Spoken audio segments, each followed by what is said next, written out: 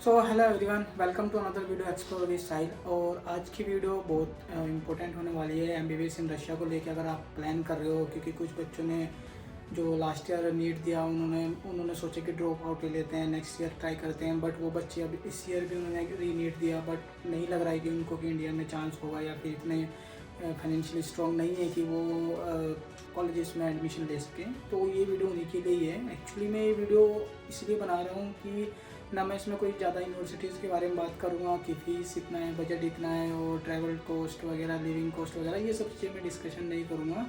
लेकिन डिस्कशन करूँगा कि लास्ट ईयर ना कुछ बच्चों के साथ इतना फ्रॉड हुआ है, उस चीज़ को लेके हम बात करेंगे। और मेरे पास आज भी डेली तीन चार मैसेज आते रहते हैं कि उनके साथ एक बच्चा था, वोलवर्थ में भेजना था उसको, तो वोलवर्थ के लिए उसने फ़ीस वगैरह सब पे कर दिया, लेकिन उसके बाद उसका एडमिशन लेटर नहीं आया और उसकी फ़ीस भी उसकी नहीं दी गई कंसल्टेंसी वालों ने। उसका भी मैसेज मतलब मेरे पास आया हुआ है। एंड कुछ बच्चों के साथ ऐसा फ्रॉड हुआ है कि उनकी कंसल्टेंसी बोली गई कि 50,000 लेंगे, 30,000 लेंगे, लेकिन जैसे ही वो रशिया पहुंच गए उनसे कम से कम 1 से 1.5 लाख रुपये रख लिया।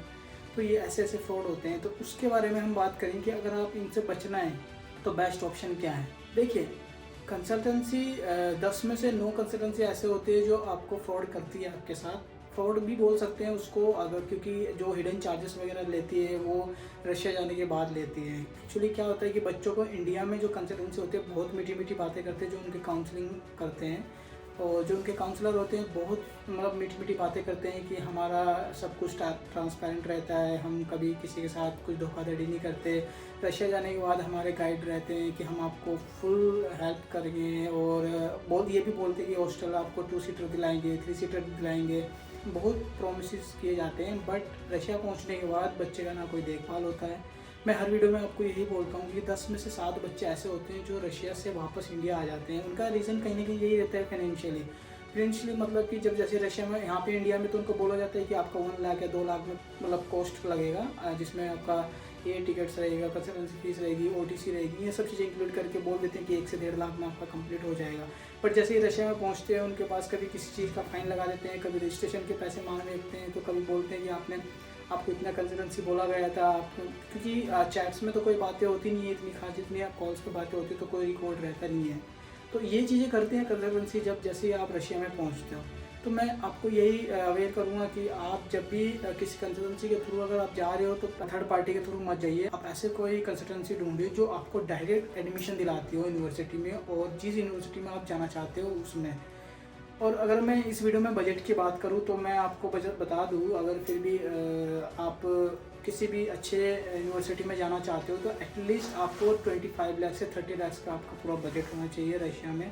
अभी एक बात और बताते हैं, एक स्कैम ये भी होता है कि कुछ कंसल्टेंसी ना ये बोलती है कि आपका 20 लाख या 30 लाख में कंप्लीट एमबीबीएस हो जाएगा, बट ऐसा नहीं होता है। जैसे ही आप रशिया में एडमिशन लेते हो यूनिवर्सिटी में, आपका फर्स्ट ईयर में अगर आपकी फीस 2 लाख है तो नेक्स्ट ईयर आपकी वो फीस सेम नहीं रहेगी 2 लाख, एटलीस्ट वो 2,20,000 या 2,25,000 हो जाएगी, और वो भी रूबल में। तो अगर आप रूबल टू आईएनआर में कन्वर्ट करके देखते हो तो 20-25 लाख में आपको कोई अच्छी यूनिवर्सिटी नहीं मिलेगी। अगर अच्छी यूनिवर्सिटी हाँ मिल जाती है, 20 लाख के अंडर में भी बहुत यूनिवर्सिटी है, बट वो काफ़ी मॉस्को से काफ़ी दूर हो जाता है, तो ट्रैवल में भी काफ़ी टाइम लगता है और पैसा भी जाता है, क्योंकि 12,000-13,000 किलोमीटर जो दूर होते हैं यूनिवर्सिटीज़, तो उसमें आपका क्या रहता है कि आप फ्लाइट कॉस्ट भी लेते हो।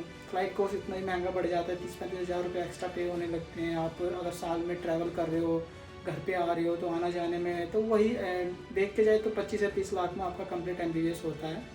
इसके साथ आपका लिविंग कॉस्ट धीरे धीरे बढ़ता चला जाता है कि इस महीने आपने 5,000 खर्च किया तो नेक्स्ट महीने आपने 6,000 खर्च किया। तो जैसे जैसे थोड़े एक्सपेंस बढ़ते जाते हैं तो वो भी इंक्लूड करते हैं। तो 20-25 लाख अगर कोई बोलता है फिक्स कि इतने में एमबीबीएस हो जाएगा तो नहीं होता है यहाँ पे। और फ्रॉड ये भी होता है कि हॉस्टल को लेके, जैसे मैंने आपको पहले भी बताया कि बोलते हैं कि 2 सीटर मिलेगा, 3 सीटर मिलेगा और गवर्नमेंट हॉस्टल दिला देंगे हम आपको।